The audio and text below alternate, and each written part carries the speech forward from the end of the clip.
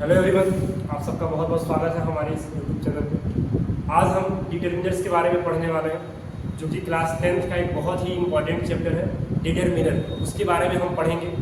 ये जो चैप्टर है हमारा, उससे 2 से 3 क्वेश्चंस कंफर्म है। और आज जो मैं आपको डिटरमिनर पढ़ाने वाला हूँ, वो मैं सिर्फ उस डिटरमिनर्स के बारे में चर्चा करूँगा जो एग्जाम में जिससे क्वेश्चन पूछे जाते हैं। सबसे बड़ी बात ये कि क्या सारे डिटरमिनर्स हमारे लिए पढ़ना ज़रूरी है? ऐसा कुछ नहीं है। सारे डिटरमिनर्स को पढ़ना आपको ज़रूरी नहीं है। आपको सिर्फ वही डिटरमिनर्स पढ़ना है जो बहुत इंपॉर्टेंट है, जिससे एग्जाम में क्वेश्चन पूछे जाते हैं। ठीक है, तो चलो स्टार्ट करते हैं। सबसे पहले हम ये समझेंगे कि डिटरमिनर होता क्या है। What is determiner? देखो, डिटरमिनर वो होता है जो नाउन को पॉइंट करता है। किसको पॉइंट आउट करता है? नाउन को पॉइंट आउट करता है। जैसे ये है हमारे पास मार्कर। अब ये जो मार्कर है, इसको अगर मुझे बताना है कि ये मार्कर है, तो हम बोलेंगे दिस इज अ मार्कर। तो हमने यहाँ पे क्या किया है? हमने यहाँ पे बोला दिस इज अ मार्कर। क्या दिस के बाद क्या मार्कर जो है उसके पहले कोई और वर्ड आया है? हाँ, आया है। दिस इज अ मार्कर, ओ आया है। और यही होता है हमारा डिटरमिनर। नाउन को पॉइंट करने वाले को ही हम डिटरमिनर कहते हैं। फिर से यहाँ ध्यान में रखो, व्हाट इज डिटरमिनर? तो नाउन को जो पॉइंट आउट करता है उसको ही डिटरमिनर हम कहते हैं। इसका डेफिनेशन आप तैयार रखना। It points out the noun. जो नाउन को पॉइंट आउट करेगा, बस चलो उसे हम डिटरमिनर कहते हैं। अब हमको समझना ये है कि सर, अगर मान लो क्वेश्चन आ गया कि डिटरमिनर, देखो ये बेसिक टू में एडवांस उठा रहा हूँ। सबसे पहले हम बेसिक पढ़ रहे हैं, बेसिक के बाद हम एडवांस पढ़ेंगे इसे। अब हमको ये पढ़ना है कि क्या डिटरमिनर को हम पहचानेंगे कैसे, बड़े से सेंटेंस में कैसे पहचान सकते हो कि इसमें डिटरमिनर है कि नहीं है, और है तो कौन सा है। देखो क्या करना है। सबसे पहले मैं एक बहुत बड़ा सेंटेंस लिख रहा हूँ और उसमें हम पहचानेंगे इसमें डिटरमिनर क्या है। इसमें मैंने लिखा कि Sonu has a black pen,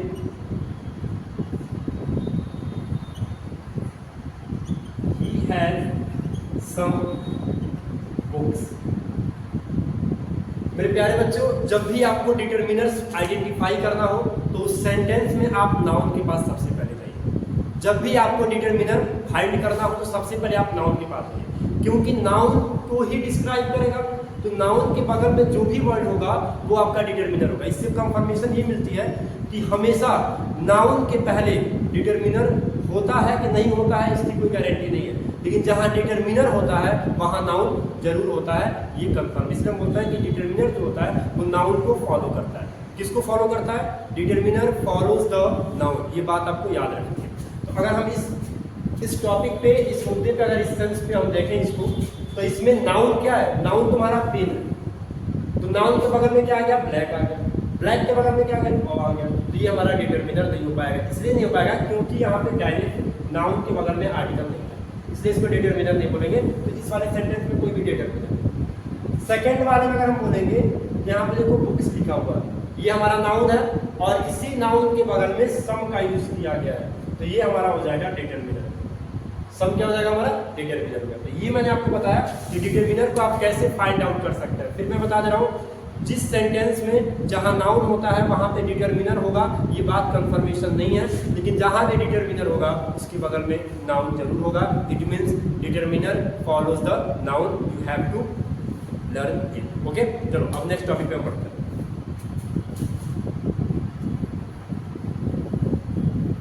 अब हमको ये समझना है कि सर डिटरमिनर में सबसे इंपॉर्टेंट डिटरमिनर क्या है, जिससे क्वेश्चन ज्यादातर पूछे जाते हैं। मोस्टली क्वेश्चन जिससे जो पूछे जाता है उसमें डिटरमिनर में कौन कौन सा डिटरमिनर है जिससे मोस्टली क्वेश्चन पूछे जाते हैं। आइए मैं आपको बताता हूँ। देखो, वो है तुम्हारा क्वांटिफायर्स। प्यारे बच्चों, क्वांटिफायर्स वो डिटरमिनर है जिससे ज्यादातर क्वेश्चन पूछे जाते हैं। अब क्वांटिफायर्स में आता क्या क्या है ये भी हम जान लेते हैं। तो देखो क्वांटिफायर्स में क्या क्या आता है। सम, एनी, ध्यान देते रहना, लिटिल, फ्यू, मेनी, मोर, मच। ये वो डिटरमिनर है जो सबसे ज्यादा इंपॉर्टेंट है। ये वो डिटरमिनर है जो सबसे महत्वपूर्ण है और इन्हीं से हमसे क्वेश्चन पूछे जाते हैं। फिर ध्यान में रखिएगा, सबसे जो सबसे महत्वपूर्ण डिटर्मिनर है वो ये है। इन्हीं से एरर डिटेक्शन भी पूछा जाता है, फिर इन द ब्लैंक्स भी पूछा जाता है, और इसके बाद जो डिटर्मिनर बचता है उसकी मैं एक अलग टॉपिक पढ़ाऊंगा, आर्टिकल, उस पर मैं अलग पढ़ा दूंगा, वो आप अलग पढ़ लीजिएगा। वो भी डिटर्मिनर का एक पार्ट है आर्टिकल, लेकिन हम उसको बाद में पढ़ेंगे, ठीक है, यहाँ पे ध्यान दीजिए। अब ये तो हो गया भैया क्वांटिफायर्स में क्या क्या आपको पढ़ना है। आपके पास 10 सेकंड का समय है, आप इसको जल्दी से नोट करो, 10 सेकंड के अंदर ही आप इसको नोट करना, जल्दी नोट करो।